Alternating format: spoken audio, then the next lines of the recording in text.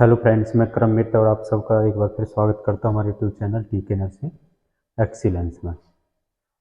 जैसा कि अभी तक हम सेम बार बार वही रिपीट हो रही है। हमारी जो अभी कंटिन्यूशन क्लास चल रही है वो चल रही है एनाटॉमी एंड फिजियोलॉजी, जिसके अंदर हमने बेसिक टर्मिनोलॉजी की बात की थी और कुछ बॉडी कैविटीज की बात की थी, एब्डोमिनल्स डिवीजन की बात की थी, क्वाड्रेंट्स की बात की थी, रीजन एब्डोमिनल रीजन्स की बात की थी। और उसके बाद जो हमारा टॉपिक स्टार्ट हुआ था दैट इज सेल। सेल के बारे में हमने बेसिकली उसके स्ट्रक्चर के बारे में देखा था, सेल ऑर्गेनेल्स के बारे में देखा था। सिर्फ एक स्ट्रक्चर में बेसिक उनके बारे में डिफाइन किया गया था, पॉसिबिलिटीज ऑफ क्वेश्चन की बात की गई थी कि व्हाट इज सेल, सेल का structure, what is cytoplasm, what is nucleoplasm, what is nucleus, mitochondria, Golgi body, these all organelles we have discuss basically. इन सब के बारे में जो हमने बात की थी वो बेसिकली बात की थी। मैंने ऑलरेडी लास्ट क्लास में बोला था कि हमारा जो नेक्स्ट टॉपिक होगा दैट इज सेल डिवीजन और सेल साइकिल। तो आज का टॉपिक हम स्टार्ट करते हैं दैट इज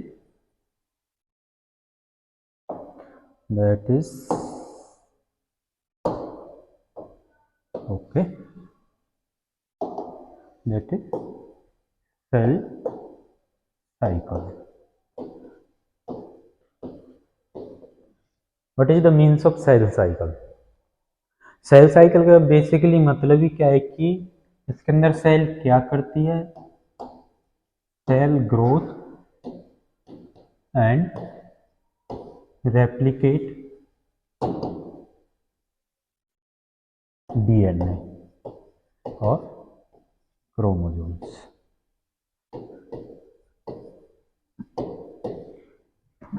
सेल ग्रोथ करती है, रेप्लिकेट्स करती है किसको? डीएनए क्रोमोसोम्स को। या फिर बोल सकते हैं सेल साइकिल आल्सो कॉल्ड है, आल्सो नोन है सेल डिवीजन। इसको हम किस नाम से भी जानते हैं? सेल डिवीजन के नाम से। होता क्या है इसके अंदर? मेनली सेल डिवीजन के अंदर जो सेल क्या होती है, एक सेल को डिवाइड करती है। किसके अंदर? एक सेल अपने आप को डिवाइड करती है इन टू आइडेंटिकल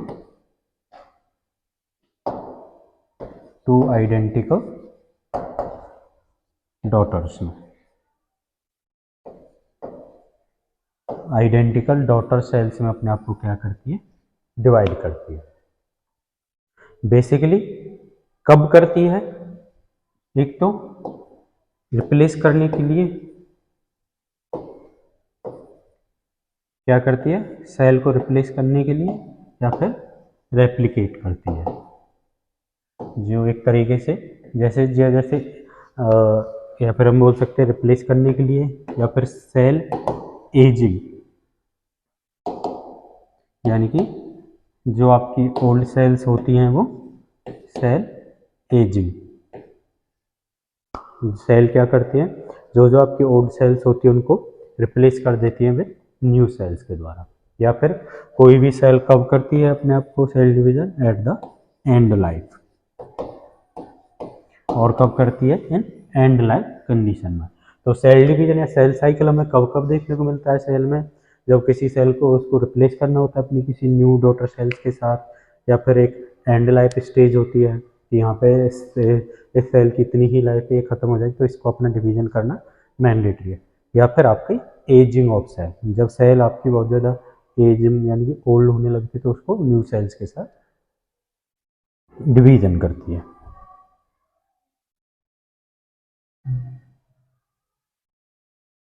नेक्स्ट, और क्या क्या देखने को मिलता है हमें इसके अंदर? सबसे मेन जो देखने को मिलता है पहला that is cell growth, then replication of DNA या फिर क्रोमोसोम। ये क्या है आपकी सेल साइकिल जो है? Cell cycle is a coordinated या फिर कोऑर्डिनेशन प्रोसेस, कोऑर्डिनेशन और systemic process.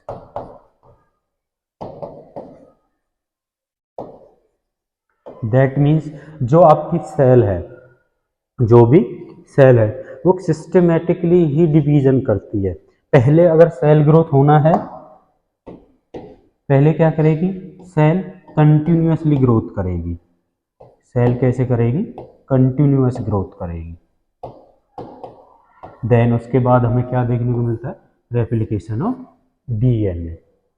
That is a systematic process.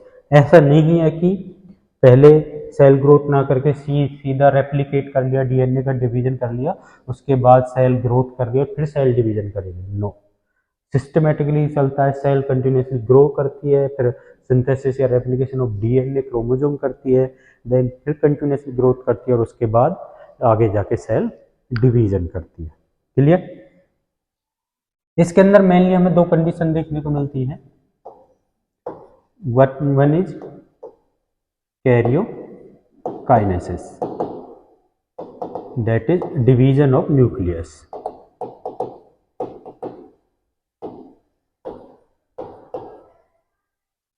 Clear? एक होती है साइटोकाइनेसिस, यानी कि division of cytoplasm.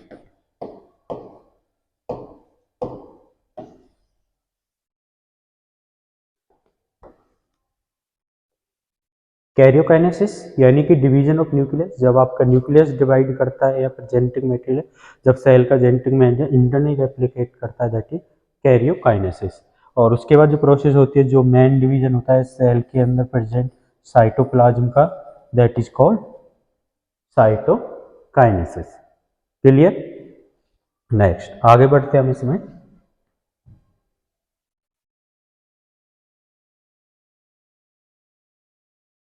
Okay,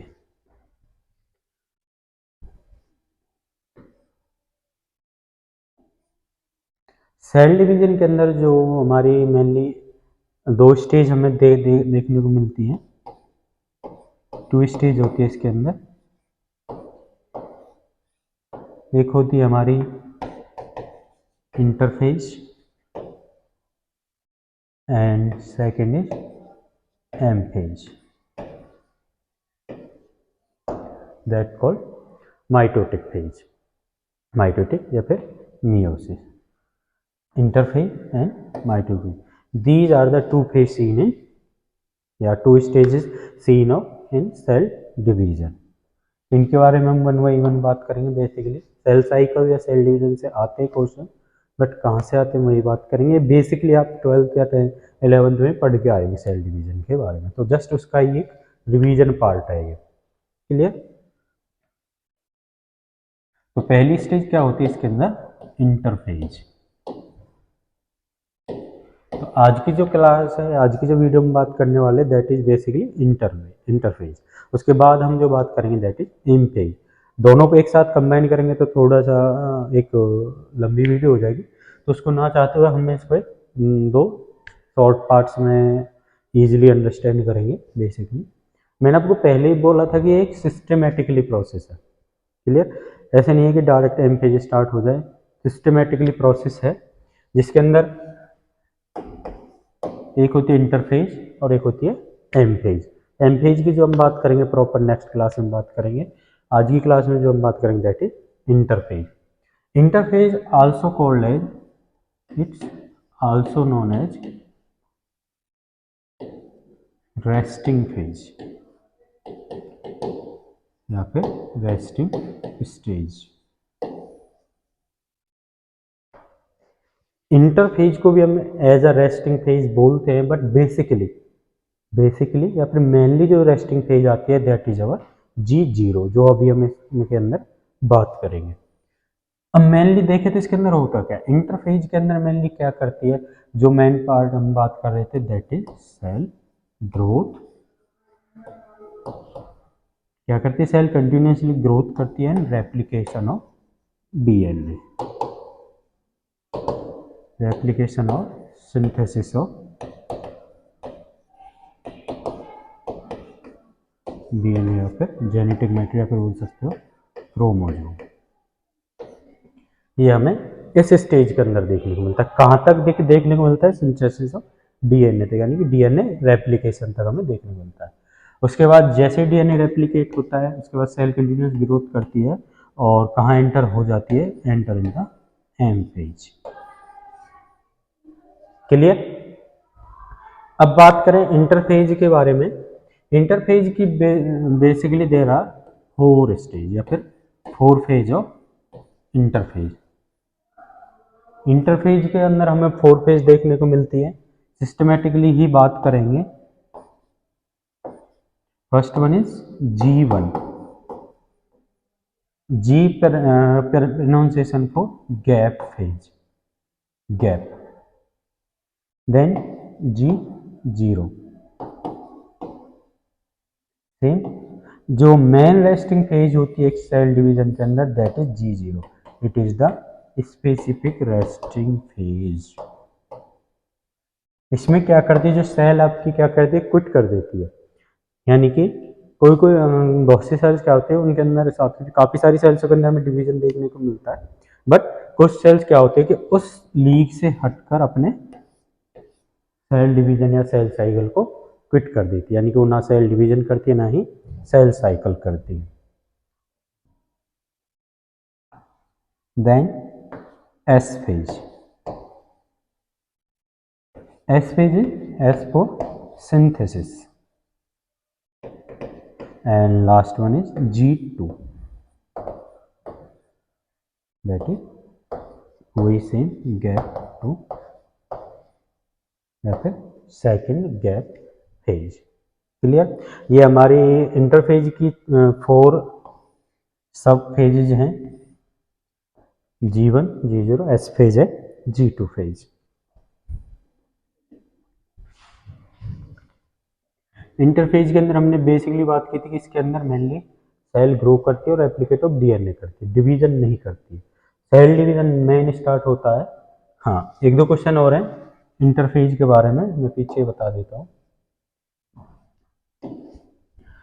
interphase क्या है? Interphase is the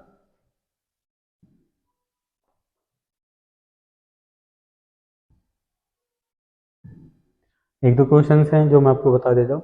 interphase is the longest phase, longest phase of cell division. याद रखना ये चीज, यहाँ से कई बार क्वेश्चन आता है, what is which is the longest phase of cell division या cell cycle.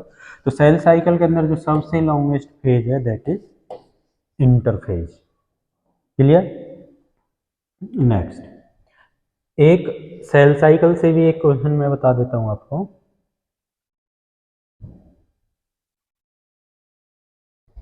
Cell cycle, cell division या सेल साइकिल की अगर हम बात करें तो it can be occur approx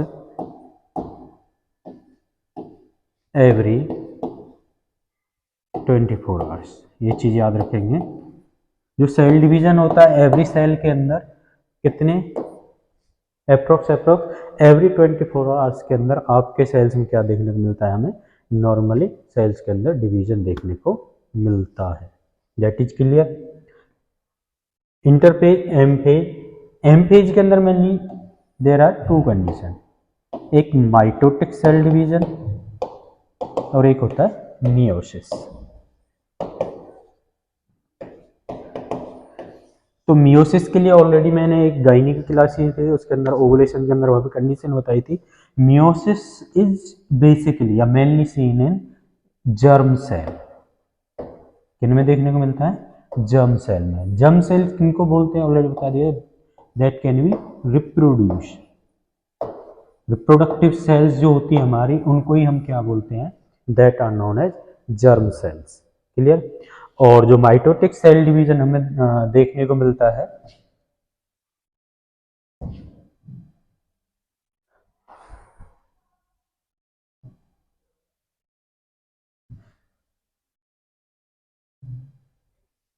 यहाँ बात कर लेते हैं। म्यूसिस की हमने बात की थी, किन में देखने को मिलता है? जर्म सेल्स में, और जर्म सेल्स में यानी कि रिप्रोड्यूसिव सेल, रिप्रोडक्टिव सेल्स, और मेनली वो क्या होती हैं? स्पर्म एंड ओवा, sperm and ovum cell.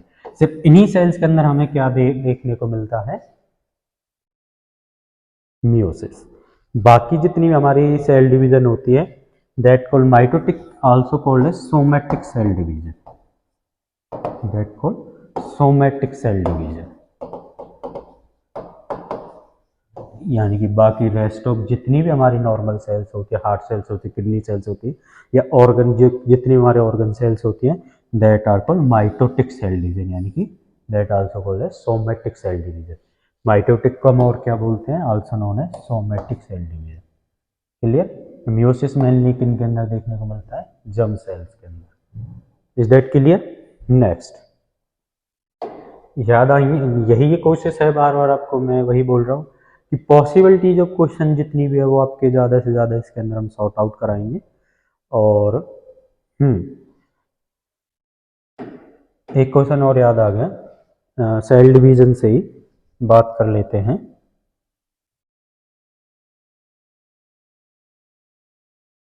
Cell division,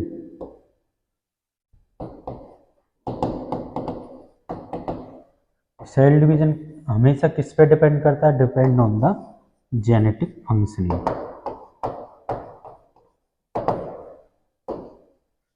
जब सेल के अंदर जो उसकी genetic material, genetic function well होगी, तब इसी कंडीशन में हमें प्रॉपर क्या देखने को मिलेगा, सेल डिवीजन। क्लियर। सबसे लॉन्गेस्ट फेज कौन सी है सेल साइकिल के अंदर, दैट इज इंटरफेज। ठीक है। Then mitosis, mitotic also called है somatic cell division. Meiosis mainly किन के अंदर देखने को मिलता है, जर्म सेल के अंदर। अभी आगे और हम बात करेंगे जब आगे क्लास आएगी कि what is the main difference between meiosis and mitosis. किसके अंदर टू आइडेंटिकल डॉटर सेल्स बनती हैं, किसके अंदर 4 डॉटर सेल्स बनती है, डिप्लॉयड, हैप्लॉयड, वो सारी चीज़ें वहाँ पे बात करेंगे। तो हमने इंटरफेज की बात करी, that is longest phase, resting stage भी बोलते हैं इसको। इसके अंदर मेनली देखने को मिलता है सेल ग्रोथ है, रेप्लिकेशन है, डीएनए रेप्लिकेशन। उसके बाद कहाँ इंटर कर जाती है आपकी सेल, इन एम फेज के अंदर। इसकी 4 बेसिक है, G1, G0, S and G2। अब बात करते हैं वन बाई वन इंटरफेज की। तो सबसे पहले बात करते हैं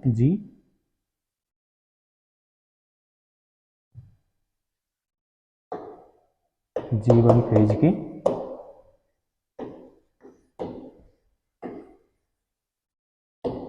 गैप, जी का मतलब मैंने बता ही दिया था आपको, गैप 1 फेज।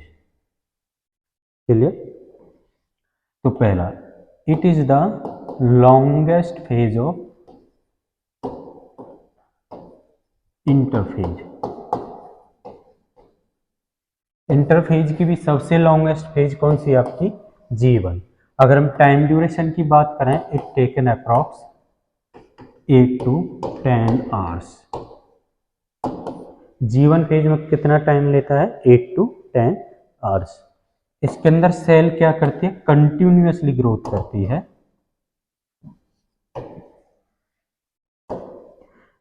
क्या करती है, इंक्रीज द साइज। सेल क्या करती है, साइज को इंक्रीज करती है। और जो अपने कंटिन्यूस है, यानी कंटिन्यूस ग्रोथ करती है। तो ये क्या, it is the longest phase of interphase.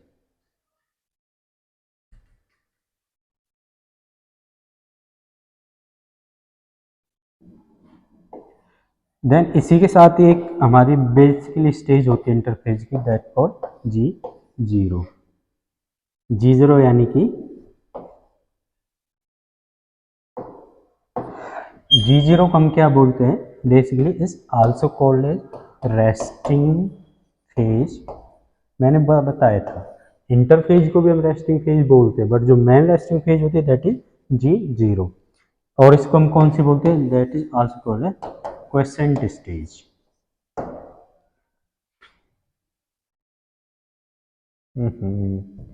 ये ना टेक्निकल ग्लिच आने के बहुत ज़्यादा चांसेस होते हैं। रेस्टिंग फेज बोलते हैं और कौन सी बोलते हैं, क्वेसेंट फेज। मतलब कि समझेंगे ध्यान से। G0 में क्या करती है, जो आपकी सेल डिवीजन करती है, कंटिन्यूअसली सेल डिवीजन कर रही थी एवरी 24 आवर्स में, G0 के अंदर वो क्या करती है, उस प्रोसेस से क्विट कर लेती है अपने आप को। क्या कर लेती है, उस भाव से, जो भाव में वो बहते जा रहे थे वहां से अब क्या कर देते, वो बहकना बंद कर देती है, क्विट कर देती है। इसके अंदर क्या करती है, सेल परमानेंटली कहाँ चले जाती है, रेस्टिंग स्टेज में। ना तो सेल अपने आप को डिवाइड करती है और ना ही डिवीजन के लिए रेडी रखती है। दैट्स क्लियर कि ना तो डिवाइड ही करेगी और ना ही उसके लिए रेडी करेगी। बट कुछ परसेंट अगर हम बात करें तो समटाइम्स सेल क्या करती है, कोई सेल फिर भी री एंटर कर जाती है किसमें, वापस सेल डिवीजन में, but there is a less chance. अगर एक बार कोई भी सेल G0 उसमें चलेगी तो there is a less chances, but some cells are also reenter in the cell division, that is G0। Clear. G1 क्या है आपकी, गैप वन फेज है, गैप वन फेज है। It is the longest phase of interphase and it taken approx 8 to 10 hours. इसके अंदर mainly जो cell क्या करती है, एक तो अपना साइज इंक्रीज करती है, increase the size of cell, cell का साइज इंक्रीज करती है और कंटिन्यूसली क्या करते रहती है, ग्रोथ करते रहती है, अपनी लेंथ को, सेल की लेंथ को बढ़ाते रहती है। क्लियर। एक चीज और, इसके अंदर सेल साइज और कंटिन्यूस ग्रोथ तो करेगी, बट डीएनए का replication, DNA replication not present, या वो बोल सकते हैं नहीं होता है। इसके अंदर सिर्फ और सिर्फ सेल्स क्या करती है, साइज ही इंक्रीज करती है। या फिर और सिंपल अगर हम वर्ड्स में बात करें, जीवन के अंदर,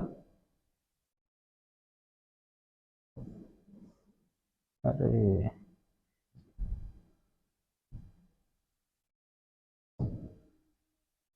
नो दैट्स ओके, कोई नहीं, होता है कभी कभी, बड़े बड़े बड़े बड़े बड़े शहरों में छोटी मोटी बात से होते रहते हैं।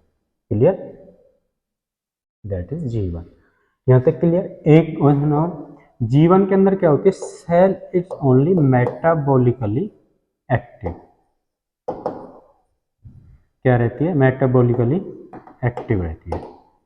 मेटाबॉलिकली यानी कि ग्रोथ तो करेगी, कंटिन्यूस ग्रोथ तो करेगी, एनर्जी फॉर्मेशन तो करेगी, एटीपी फॉर्मेशन तो करेगी, बट डीएनए रेप्लिकेशन हमें इस फेज में देखने को नहीं मिलता है।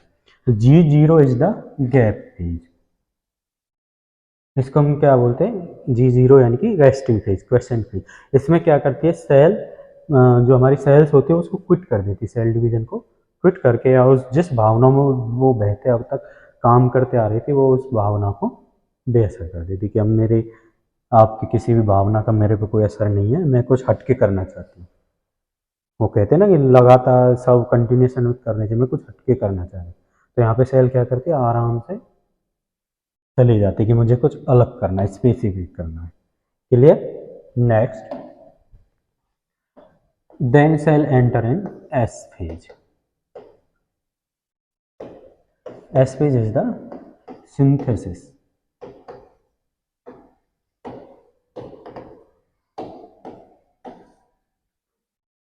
एक में तो सेल ग्रोथ था, मेटाबॉलिकली एक्टिव था, साइज की क्या था, इसके अंदर यहाँ पे जो मेन थिंग होता है that is DNA replication occur.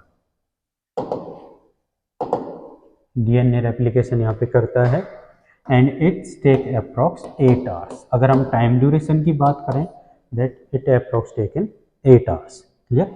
Next, DNA replication तो करता ही करता है, तो क्या करता है यहाँ पे, number of DNA, number of DNA कितने हो जाते हैं, डबल, बट क्रोमोजोम नंबर जो रहता है, क्रोमोजोम नंबर ऑफ सेम।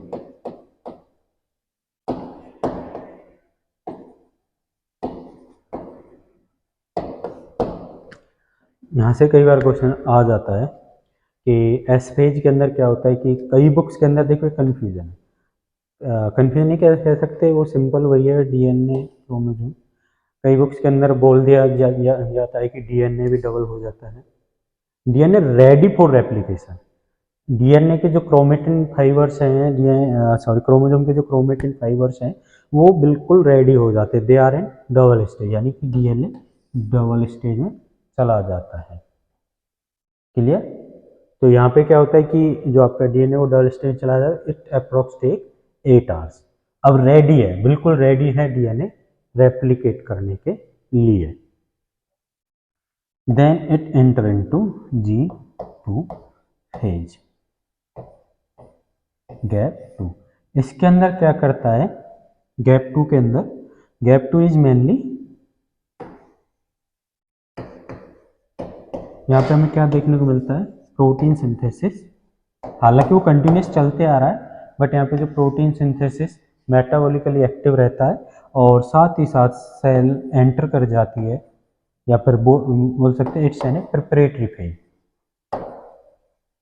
यानी कि विद इन बहुत फास्ट आपकी सेल प्रिपेयर हो जाती है, प्रिपेयर हो जाती है to enter in the M phase, that is preparatory. यानी कि सेल ने ग्रोथ कर लिया, कंटिन्यूस डीएनए का रेप्लिकेशन कर लिया, अब सेल बिल्कुल रेडी है to the enter in M phase या फिर सेल डिवीजन के लिए, दैट इज एंटरफेज। एंटरफेज का और मतलब अगर हम डेफिनेशन की बात करें simple, interphase is the process continuation of two process, मतलब कि सिंपल समझेंगे, process of continuous two process का कोई मतलब नहीं बनता है, बट हम समझने की कोशिश करेंगे। एंटरफेज क्या है कि सिस्टमेटिकली प्रोसेस है बिटवीन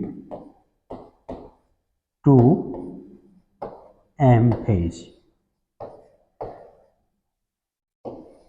यानी कि जब एक सेल डिवीजन के अंदर सिस्टमेटिकली एम फेज कंटिन्यूएशन में आती है, सेल डिवीजन कंटिन्यूएशन में चलता है, तो उन दो एम फेज या एम फेज साइकिल्स के बीच क्या रन करती है आपकी इंटरफेज, और जिसके अंदर बेसिकली सेल क्या करती है, continuously growth and replication of DNA. Then immediate enter in M phase, और M phase is the salt phase. M phase में क्या करती है, एम फेज में जाने के बाद जो आपकी सेल होती है वो इमीडिएटली डिवीजन या फिर सेल डिवाइड हो जाती है। क्लियर? आज की क्लास में हमने सिर्फ इंटरफेज की ही बात करी है बेसिक। मेन तो ये था कि जो क्वेश्चन कई बार यहाँ से पूछ रहा है कि इंटरफेज की लॉन्गेस्ट फेज कौन सी है, interphase also resting phase. G0 phase में कई बार सेल्स चली जाती है, उसको हम रेस्टिंग फेज ही बोलते हैं, क्वेसेंट फेज भी बोलते हैं। That's clear.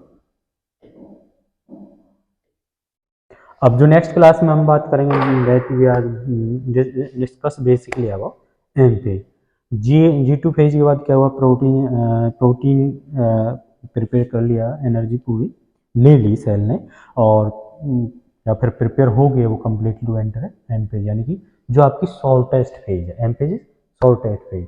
जैसे ही इसमें एंटर होगी, विद इन इमीडिएट आपकी cell divide two identical daughters के अंदर डिवाइड हो जाएगी। That is clear. सोमेटिक और एक बताया था जो कि meiosis. Meiosis is mainly basically seen in reproductive cells, ये याद रखेंगे।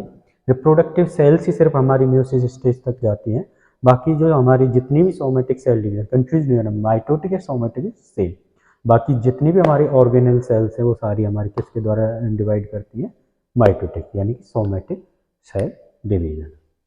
तो आज की क्लास में इतना ही। Thank you to all. Thank you to all my friends.